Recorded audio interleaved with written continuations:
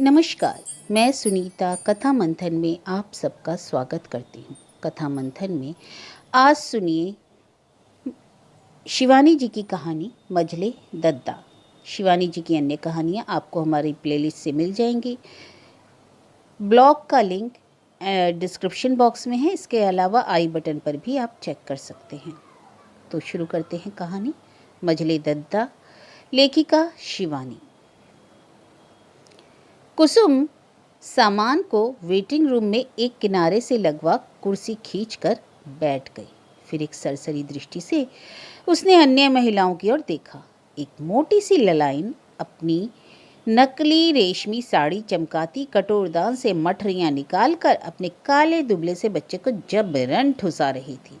दूसरी ओर एक Anglo Indian लड़की बार बार अपने पर्स से टिकट निकाल उलट पुलट कर देख रही थी और बीच बीच में सूखे होठों पर लिपस्टिक फेरती जा रही थी। फर फर कर पंखा पूरे वेग से चल रहा था, फिर भी ना जाने कैसी घुटन थी। कुसुम की बेत की टोकरी और सुराही को करीने से लगाकर वेटिंग रूम की आया उसके पास ही खिसक आई। सांवली सलोनी सूरत की आया उसी ठप्पे की थी जैसी प्रायः महिला प्रतीक्षालयों में होती है। पान दोगते से गाल फुलाकर वह बोली, सरकार देहरा से जाइएगा ना, अभी तो पूरा 5 घंटा है। कहीं टहल वहल आइए ना, हम सामान देखती रहेंगी। कल एक मिस साहब तो पिक्चर भी देखाई, बड़ी आला पिक्चर लगी है, दिल तेरा दीवाना। आया ने बड़ी रंगीन मुस्कान बिखेर दी। कुसुम कुछ नहीं बोली। ऐसी ऊंची जात को स्नब करना ही उसका स्वभाव बन गया था, पर 20 मिनट में ही ऊब कर रह गई। एक आध पत्रिकाएं भी ले आई, पर सब कचरा निकली। ललाइन ने अपने लल्ला को लड्डू और मठरियां खिला खिलाकर बोर कर दिया था। उधर एंग्लो इंडियन लड़की की ट्रेन छूटने का समय हो गया था, वह भी सामान उठवाकर चल दी। ठीक ही तो कह रही थी आया, क्यों ना वह मिस मिश्रा से मिलाए। दोनों ने एक साथ ही एल्टी किया था। कैसी आनंदी स्वभाव की लड़की थी माधुरी मिश्रा, कितनी खुश होगी उसे देखकर। मिस मिश्रा की बात सोचते ही कुसुम के कलेजे में स्मृति का तीर सा बिंध गया। कैसी पगली है वे, क्या इस शहर में एक मिस मिश्रा ही उसकी परिचिता है? और मजले दद्दा, मनमुटाव हो जाने से तो रक्त मांस की डोर नहीं कटती। सहसा उसकी दृष्टि सामने टंगे आईने पर पड़ी। क्या बन गई थी कुसुम जोशी। कौन कहेगा, वर्षों पूर्व एक अपूर्व लावण्यमयी नीलोत्पल विलोचना किशोरी इसी चमड़े के सोफे पर बैठी इसी आईने में अपना गुलाब के फूल सा चेहरा देखकर स्वयं ही मुग्धा बन गई थी। चेहरा यही था और आईना भी यही, किंतु दगाबाज मित्र की भांति आज वही आईना उसकी खिल्ली उड़ा रहा था। बाबूजी रिटायर होकर पहाड़ जा रहे थे। अम्मा बार बार सामान गिने जा रही थी, और सामान भी क्या था, एक ईमानदार मध्यम वर्गीय अध्यापक के पूरे जीवन का लेखा। काले फीके रंग उतरे बक्स, समय की चपेटों से जर्जर चारपाइयाँ, किसी साहबी बंगले के नीलाम से खरीदी गई बेमिल बूढ़ी कुर्सियाँ। मजले दद्दा एक कोने में बैठे अपनी किसी पुस्तक के गहन अध्ययन में डूबे हुए थे और आराम कुर्सी की लकड़ी की बाहों पर अपनी पतली पतली टांगें फैलाए बड़े दद्दा नाक से खुर्राटा निकाल निकाल कर दीवार पर चिपकाए चलाए जा रहे थे। और कि बाबूजी की नज़र पड़ गई। वह चिल्लाए, अबे ओ मुर्गी के क्या खीरे निकाल जा रहा है, इडियट कहीं का। और एक सहमी खिसियानी हंसी हंसकर बड़े दद्दा कुसुम के पास खिसक आए थे। प्रायः ही डांट पड़ने पर वह अपनी छोटी बहन के पास सिमट आते, जैसे डपटा गया कुत्ता दुम दबाकर मालिक के पैरों के नीचे आ बैठता है। आज भी बड़े दद्दा विहीन उस खाली आराम कुर्सी को देखकर कुसुम की आंखें डबडबा आईं। बड़े दद्दा 3 वर्ष हाई स्कूल में फेल होकर घर बैठे थे। उन्हें मिर्गी का भयानक दौरा भी पड़ने लगा था। इसी से पढ़ाई छुड़वा दी गई थी। बड़े दद्दा उसके पास आकर बैठे ही थे कि उसकी दृष्टि विजिट इंडिया के चित्रों के बीच टंगे आईने पर पड़ गई थी, और पहली बार उसे अपने चेहरे पर गर्व बोध हुआ था। उसकी बुआ उसकी अम्मा से कहा करती थी, भाभी तुम्हारी बिटिया की आंखों में यह साहबी नीलम कैसे जड़ गए। बेचारी बुआ क्या जानती थी कि उनकी अभागी भतीजी की उस असली नीलम की जोड़ी का गुणी जौहरी कभी नहीं जुटेगा। उसकी अम्मा नाहन की थी, और नाहन की प्रवासिनी कुमाऊनी रमणियाँ अपने सौंदर्य के लिए प्रसिद्ध हैं। ननिहाल के नीना पानी से ही कुसुम का तारुण्य भी लहला उठा था। अपनी 16 वर्ष की इकहरी देह की फुलझड़ी सी छोड़ती। जब वह इस वेटिंग रूम में आई थी तो कई जोड़ा टिकट चेकर निरर्थक सीटियां बजाते चक्कर लगाने लगे थे। उसके निगोड़े रूप का सदा यही तो हाल रहता। अम्मा उसे ढांपती ढूंपती कोसती रहती। अरे मरे यह छोरी, जहां ले जाऊं मेरी आंखों में गड़ी जावे है। और उस वक्त कुसुम की ऐसी तबीयत कोफ्त होती, जी में आता कि वह आबनूस का चक्का ही क्यों ना हुई। और आज क्या खाक पत्थर अवशेष रहा था उस चेहरे का। शिक्षा विभाग की लंबी सेवा ने उसके सौंदर्य का खंडर भी नहीं रहने दिया। आधे से ज्यादा बाल पक गए थे। दिन रात के दौरे ने मुख श्रीहीन कर स्याही सी फूंक दी थी। फ्रस्ट्रेटेड अध्यापिकाओं के निरंतर सहवास ने अपना इतिहास उसके चेहरे पर क्रूर अमिट रेखाओं में लिख दिया था, जिन्हें चाहने पर भी वह अपनी भुवन मोहिनी हंसी के रबड़ से नहीं छुटा सकती थी। अब वह हंसी भी कहाँ रह गई थी। अब वह थी कि एक कुशल रीजनल अफसर की व्यंग्यात्मक हंसी, जिससे उसके सूखे होठों पर उसके दफ्तर की सील मुहर सी लग जाती थी। आज भी वह कुसुम जोशी जीवित रह सकती थी यदि मजले दद्दा बीच में न पड़ते। आज फिर क्या वह उन्हीं मजले दद्दा से संधि कर ले।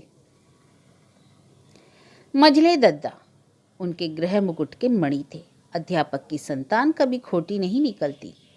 बाबूजी के अध्यापन काल के संतुलन के प्रतीक थे मजले दद्दा। जब स्कूल में थे तो गणित के साध्य उनके लिए दाल भात थे, और जब यूनिवर्सिटी में गए तो टॉपर रहे। पर जब सुख का समय आया तो बाबूजी चले गए। उनके खेत की लहलहाती फसल थे मजले दद्दा, जिनको बाबूजी ने हाड़ मास से सींच सींच कर पोसा था। घुंघराले बालों वाला मदन जोशी मजले दद्दा का अंतरंग मित्र था।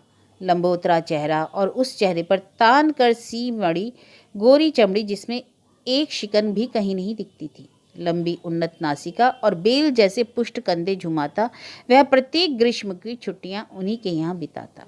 उसके माता पिता नहीं थे। चाचा ताऊ गांव में रहते थे। इसी से जब यूनिवर्सिटी से लौटता अल्मोड़ा के सीमांतर पर बसा कुसुम का मकान ही उसका अड्डा बनता। बाबूजी की मृत्यु के पश्चात एक कठोर संघर्ष से जूझकर जब उनका परिवार आगे बढ़ रहा था, तभी मदन का परिचय उनसे हुआ था। संघर्ष के बीच मामूली सा परिचित व्यक्ति भी घनिष्ठ हो उठता है। फिर भी कुसुम से वह कुछ दिन झिझक कर ही बोलता था। इसी बीच एक दिन ताल में मछली मारते बड़े दद्दा को मिर्गी के दौरे ने सहसा उनके अभिशप्त जीवन से मुक्ति दे दी। जिस व्यक्ति से एक कुसुम को छोड़कर किसी ने भी सहृदयता का व्यवहार नहीं किया था, उसी के लिए अचानक सब शोक से विहल उठे। उसके प्रति किए गए अनादर और अवहेलना का बोध अम्मा और मजरे दद्दा के लिए गुरुतर हो उठा, और कुसुम बार बार बड़े दद्दा की अर्थी से लिपट लिपट कर बौरा सी गई। तभी एक पुष्ट बाहों के बंधन ने उसे छुटाकर भीतर लिटा दिया। उस स्पर्श ने उसके हृदय की छिपी अग्नि को दहका दिया। उसका अपार्थिव सौंदर्य चाहने पर संसार के किसी भी पाषाण हृदय व्यक्ति को पिघला सकता था। धीरे धीरे दोनों ने निर्भय होकर एक दूसरे को पहचान लिया। पहले चोरी छिपे एक आध बातें हुई, फिर चिट्ठियां चलने लगी। एक दिन न जाने कैसे मजले दद्दा के हाथ मदन की एक चिट्ठी पढ़ी गई, और उन्होंने कुसुम को मारते मारते बेदम कर पिछवाड़े के कमरे में बंद कर दिया। नालायक छोकरी, हमारी नाक कटाएगी। जानती है हम कितने ऊंचे जोशी हैं, और तू श्राद्ध तर्पण करने वाले जोशियों के बेटे को बौरेगी। खबरदार, जो मैंने आज से तुम दोनों को एक साथ देखा। और फिर तो देखने की नौबत ही नहीं आई। मदन विदेश चला गया और विदेशी मुद्रा के बंधन में ऐसा फंसा कि वहीं एक फ्रेंच लड़की से ब्याह भी कर लिया। मजले दत्ता, जो गायत्री के जाप से उनके टूटे मकान की छतों को गुंजाया करते थे, कुल की मर्यादा और निष्ठा की बड़ी बड़ी बातें अचानक भूलकर रह गए। कुसुम एमए कर एलटीबी कर चुकी थी। उधर आईसीएस में प्रवेश पाते ही मजले दद्दा एक प्रख्यात उद्योगपति की बड़ी कन्या को ब्याह लाए। अम्मा ने छाती पीट पीट कर बाल नोच डाले थे, और आंगन में लोट लोट कर मृत बाबूजी से कुपुत्र की कुख्याति की यथेष्ट उच्च स्वर में नालिश भी की थी। फिर बरसों का एक लंबा नीरस अरसा निकल गया था। एक बार मजले दद्दा ने बड़े उत्साह से पुत्र जन्मोत्सव पर अम्मा को न्योता डाला, तो अम्मा पसीज गई। कुसुम तब प्रिंसिपल थी। उसने एक चपरासी को साथ कर अम्मा की जिद पूरी भी कर दी थी, पर मनी मन वह अम्मा के औदार्य पर क्षुब्ध हो उठी थी। वह मजले को जीवन भर क्षमा नहीं कर पाएगी। फूलदार पेटी, तुलसी का गमला और एक पोटली में अपने ठाकुर जी का विस्तृत परिवार समेटकर अम्मा बड़े उत्साह से चल दी थी। एक पोटली में ढेर सी मेवा पंजरी भी कुटवा कर ले गई। बेचारी अम्मा। और जैसा कुसुम को अनुमान था, तीसरे ही दिन लौट आई। रहती भी कैसे? भाभी के असंख्य कैक्टस के गमलों के बीच बेचारी अम्मा का तुलसी का बिरवा कहाँ पनप पाता। खानसामा मुसलमान था और आया चमारिन। वापस लौटकर 8 दिनों तक अम्मा गोमूत्र से नहाती रही थी। इसके बाद माता पुत्र के संबंध की डोर नियति ने कुछ आवश्यकता से अधिक क्रूरता से काट डाली। 1-2 बार 100 रुपये का मनी आर्डर भी मजले दद्दा ने भेजा था, पर कुसुम ने उसे बड़ी बेरुखी से लौटा दिया। छूटे गांव से क्या नाता। कैसा आश्चर्य कि आज इतने वर्षों बाद एक परिचित आईने में अपना मुंह देखते ही पिछले जीवन का पर्दा यकायक स्वयं उठ गया। एक बार मजले दद्दा को देखकर खूब कोरी कोरी बात सुनाने की ललक हो उठी। अम्मा मृत्युशैया पर थी। उन्हें मुख का कैंसर हो गया था। तिल तिल कर घुला देने वाली मौत कभी भी आकर उन्हें दबोच सकती थी। अम्मा ने अपने मुंह से कभी कुछ नहीं कहा, पर कौन ऐसी माँ होगी जो मृत्युशैया पर एक बार पुत्रमुख देखने की कामना नहीं करती। मजले दद्दा के नूतन वैभव और समृद्धि का समाचार प्रायः ही अम्मा को लोग सुनाते तो वह बौखला कर कहती, भाड़ में जाए उसकी अफसरी, मुझे उससे क्या। लंका में सोना है तो मेरे बाप का क्या है। मेरी तो कुसुम ही कमिश्नर है। यह न होती तो नकटा जिए बुरा हवाल होता। पर कुसुम मन ही मन अम्मा की व्यथा को जानती थी। बेटी कितनी ही कर ले, पर बेटी ही रहेगी और अकर्मण्य पुत्र की भी माता का गौरव ही बना रहेगा। अम्मा के लिए कुसुम ने तापसी जीवन अपना लिया था। ना वह घूमने जाती, ना सिनेमा। कितनी शौकीन थी वह, कैसे कैसे अरमान थे उसके। जब 2 ही साड़ियाँ थी तब भी उन्हें वह कलफ अबरक पिला पिला कर रंग बदल बदल कर पहना करती थी। और आज टसर और सिल्क की साड़ियाँ भी उसके हाथ का मैल थी, पर तृष्णा बूढ़ी हो गई थी। मजले दद्दा के प्रति उसका क्रोध दिन प्रतिदिन घनीभूत होता जा रहा था। क्या उनका अम्मा के प्रति कोई कर्तव्य नहीं था? आज वह अवश्य जाएगी। यकायक खड़ी होकर बोली, आया तुम सामान देखना, मैं जरा शहर घूमने जा रही हूँ। और अपनी बादामी किनारे विहीन साड़ी की भांजे ठीक करती हुई आईने के निकट चली आई। चेहरा ठीक वैसा ही क्रूर और रूखा दिख रहा था जैसा एक अनुभवी रीजनल इंस्पेक्टर का दिखता है। मन के घाव यदि शरीर के घाव की भांति दिखाए जा सकते तो आज मजले दद्दा को दिखा देती कि उसकी दशा राणा सांगा से भी हीन और उसके प्रत्येक घातक घाव के लिए वही उत्तरदायी हैं। मजले दद्दा जो अपनी अफसरी मेज के ही मर्द बनकर रह गए हैं। एक रिक्शा लेकर वह चल दी। ठंडे मीठे से हवा के झोंके ने अशांत चित्त को मृदु थपकी सी दी। कई सड़कें पार कर उसका रिक्शा एक आलीशान लाल कोठी के बाहर सहम कर खड़ा हो गया। बटुआ खोलकर कुसुम ने बड़े इत्मीनान से रिक्शा वाले को पैसे दिए और अपना मर्दाना जूता खटखटाती आगे बढ़ गई। उस दुर्दांत महिला का दुस्साहस देखकर एक भड़कीला अर्दली बढ़ाया और बोला, जी किससे मिलना है मिस साहब? साहब है? कुसुम ने कड़ी आवाज में पूछा। हाँ है तो, पर ठीक है, मुझे उन्हीं से मिलना है। यह कार्ड उन्हें दे दो। कहते कहते उसका गला अवरुद्ध हो गया। मजले दद्दा से मिलने वह कार्ड भेज रही है। अरे कुसुम भाई वाह, आओ आओ। मजले दद्दा मुस्कुराते बरामदे में आ खड़े थे। एक 15-16 वर्ष का तगड़ा सा लड़का अपना ब्लेजर झाड़ रहा था। ओह, तो यही उसका भतीजा है। कुसुम ने झुककर मजले दद्दा के पैर छुए। भतीजा अपरिचिता बुआ को देखता ब्लेजर झाड़ता रहा। बैठ बैठ, तेरी भाभी अभी आती ही होगी, तैयार हो रही है। बात यह है कि आज हमारे कुछ विदेशी अतिथि आ रहे हैं। ओह, तो मजले दद्दा सचमुच साहब बन गए। कुसुम को सहसा अपनी आंखों पर विश्वास नहीं हुआ।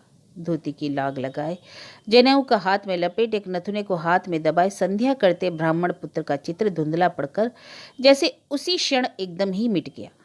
जानती है कुसुम, मैं ही इधर ही यह सब लेने लगा हूँ। दिन रात विदेशी अतिथि आते रहते हैं। अब इनके बीच गले में रुद्राक्ष की माला डालकर तुलसी की चाय पीकर तो अफसरी चलती नहीं। यह सब करना ही पड़ता है।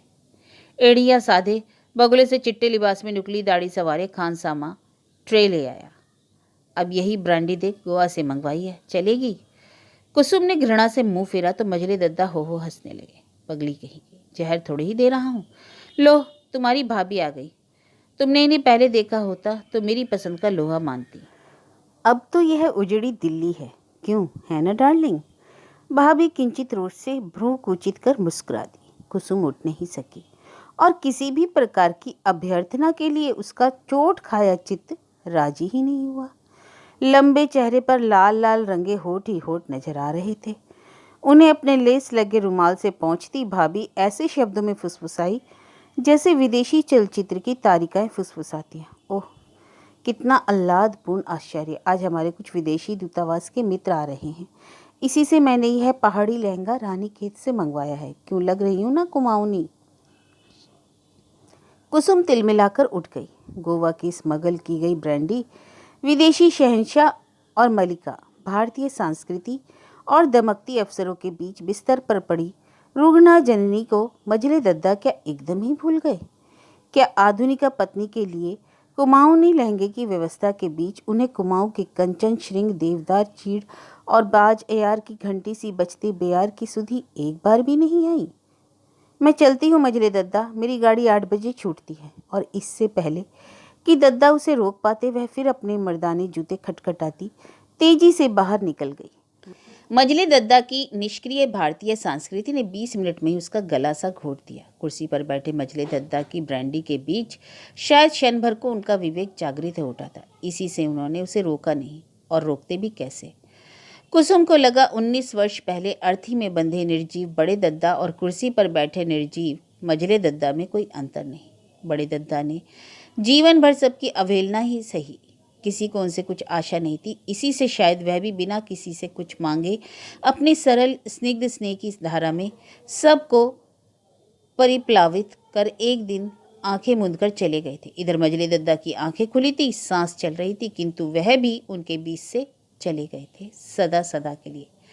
बड़े दद्दा की मौत पर वह कितना रोई थी, और मजले दद्दा, उनकी तो यह अकाल मृत्यु थी जिसका धक्का मनुष्य को सहमा देता है, रोने का अवकाश ही कहाँ देता है।